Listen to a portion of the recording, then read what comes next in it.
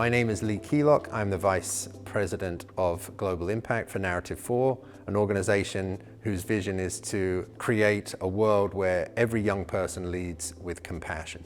So the Story Exchange is Narrative 4's core methodology. Based on a simple premise, you tell my story, I tell your story in the first person, face to face. And we believe that this brings you very close to the lived experience of somebody else. I'm Donna Fettis, gerontologist and founder of Borrow My Glasses, and we focus on bringing new perspectives to issues of aging and caregiving and dementia. At Borrow My Glasses, we're always working on programs to foster empathy and break down stereotypes and bridge generation gaps. And we really value first-person perspective. We're always trying to borrow someone else's glasses. People are living longer than ever before in human history. And that longevity means that people live longer in their communities, in the workplace, in their families. And yet people hold stereotypical beliefs about people of other generations, and that holds them back from forming connections. And our mission pairs perfectly with Narrative 4's Story Exchange method. My name is Nancy Hoban, and I am the coordinator for faith formation at St. Margaret Church. Because I want to incorporate some intergenerational programs at our church, I think this is a great start. I mean, storytelling with different generations is a brilliant idea, so I'm excited to find out what it's about. My name is Nicole Pandolfi.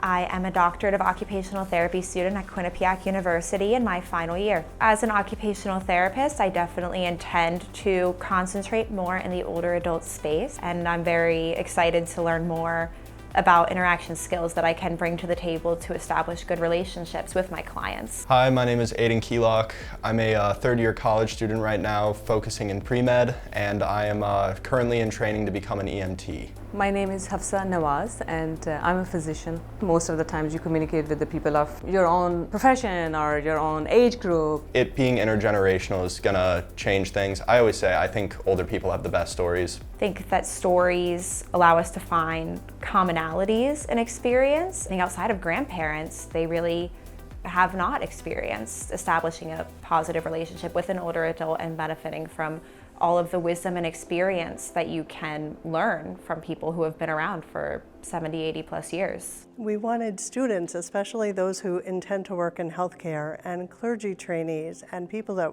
work in faith communities, and really anyone who is interested to attend our program to learn how to connect across generations, because I find that even when people have that interest and we break through the stereotype, they don't always know how to do it. There is a stigma even among young healthcare professionals about working with older adults and nearer to end of life, so it's definitely an area that needs more people. I really hope from today I can just create a connection with someone. I think if someone likes to talk, we'll be good friends. They say there's statistics out there that say churches that have intergenerational programs are thriving. That's what's piqued my interest. How can I strengthen my faith community?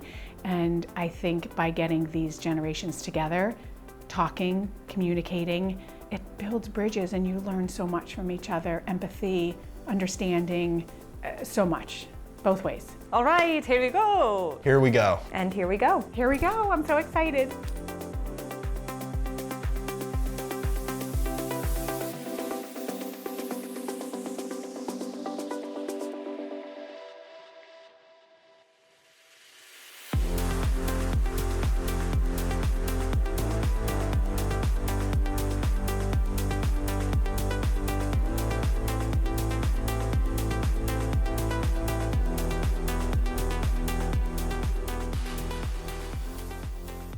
It was amazing. It was truly amazing. We kind of entered as strangers with hesitation and not knowing what to expect. And I think when we all came together, you saw the smiles on people's faces. You just felt more connected. What stood out to me about the story exchange method was the retelling in the first person. It definitely causes you to pause and think about your wording, and also really allows you to truly put yourself in the shoes of that person's story. Empathy to me means putting someone else's shoes on and going for a walk in it. I think empathy is everything to me, not only the profession I'm in, as a mother, as a woman, and as a, as a citizen.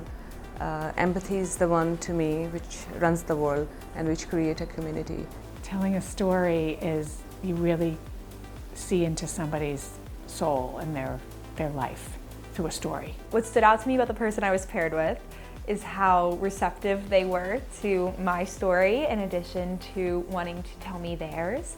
And something that surprised me is that they were vegetarian. And as a vegetarian myself, I frequently feel like older adults might be a bit judgmental of that fact about myself, but here we are.